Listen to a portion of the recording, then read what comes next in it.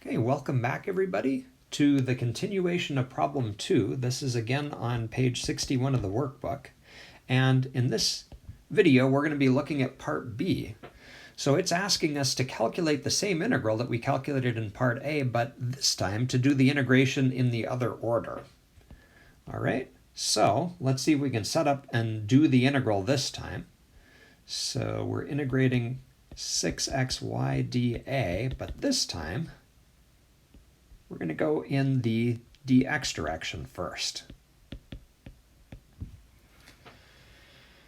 Okay, well, kind of the same process here, just that in this case, the first integral we're going to look at is the inside one, which means that we're going to integrate in the x direction. So what would the limits be?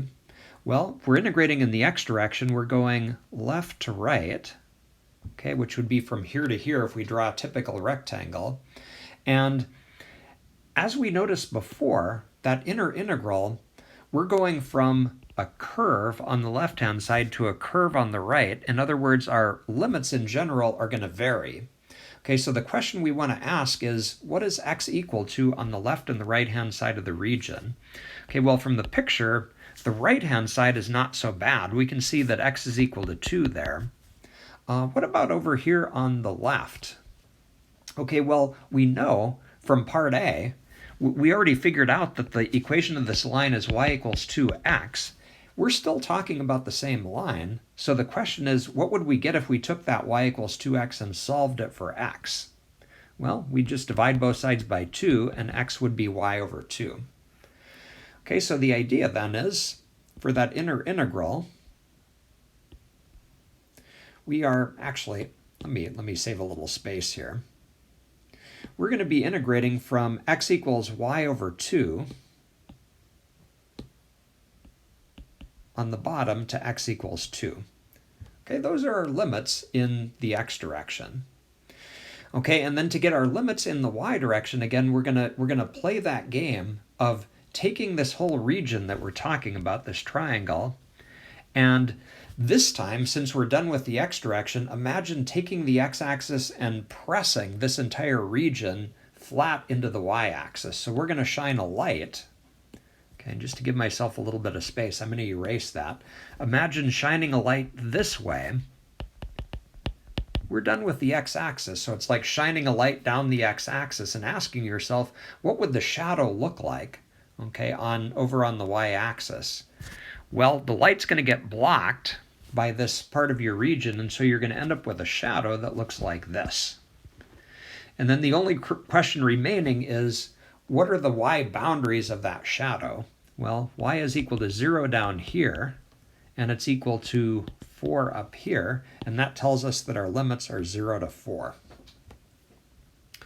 Okay, so we've got an integral to calculate, and we're doing the same integral that we did in part A, so we should get the same answer that we did before. Let's confirm that. Okay, so starting with the integral on the inside, we need an antiderivative for 6xy with respect to x. Okay, so this time y is being treated as a constant. We're going to integrate 6x and get 6x squared over 2, so that's going to give us 3x squared y for our antiderivative. That's going to be evaluated from x equals 2 to x equals y over 2 dy. Okay, continuing with our calculation, next thing to do is to plug in our limits for x. So the upper limit is x equals 2. Okay, minus the lower limit, which looks like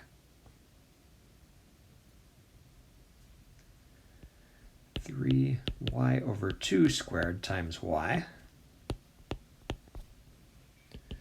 Okay, so now this is down to just an integral in terms of y, and we can do a little simplifying. So 3 times 2 squared times y, that looks like 12y. Okay, and the second term, let's see, we've got a 3, and then there's a 2 squared in the bottom. That's going to give us a 3/4. And we've got a y squared times a y, which is a y cubed. Okay, so there's the function of y that we need to integrate. Okay, and if we take antiderivatives, antiderivative of 12y is just 6y squared. And integrate y cubed, we're going to get y to the 4th over 4, so that's 3/16 y to the fourth, and all of that's going to get evaluated from 4 to 0. Okay, and finally, substituting all these numbers in. Okay, this is just a matter of arithmetic, so I'm going to let you confirm me here, but when you plug in 4, what you should get is 96 for the first term, 48 for the second, and notice we get the same answer that we did from part A, okay, which is good. We calculated the same integral. Okay, we are done with the problem. I do want to make one note here that's important to remember when you're doing these problems. Okay, and notice that when you do a double integral in general,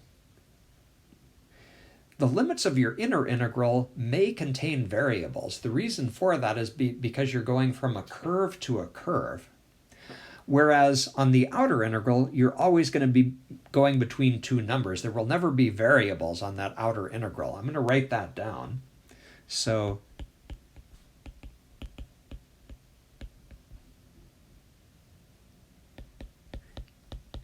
let's say it this way. Inner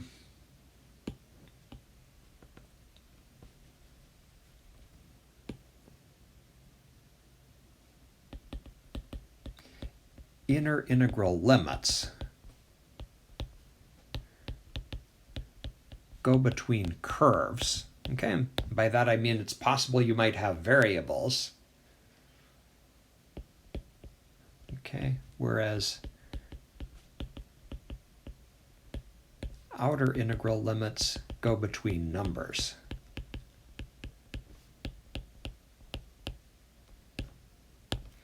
Okay, and we'll just make the comment too that when we make these comments, we're talking about double integrals. That's the topic of this section. Okay, and we'll kind of keep this general observation in mind as we do future examples.